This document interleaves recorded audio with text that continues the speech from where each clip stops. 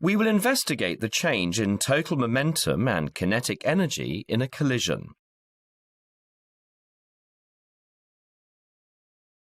Mount a motion sensor at each end of a runway and connect it to the computer via a data logger interface.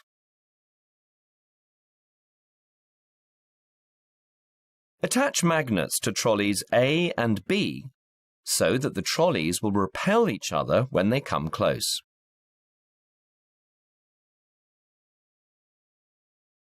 Run the data logging program and start data recording. Give trolley A a sharp push to make it collide with stationary trolley B.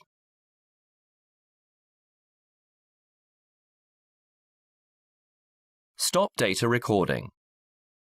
Try to find out from the graphs the velocities of the trolleys before and after the collision.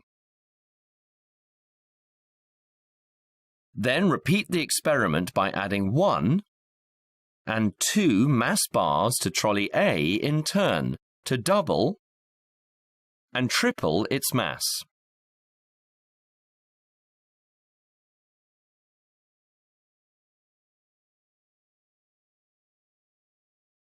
Find out the total momentum and kinetic energy of the trolleys before and after each collision. What can you observe from the results?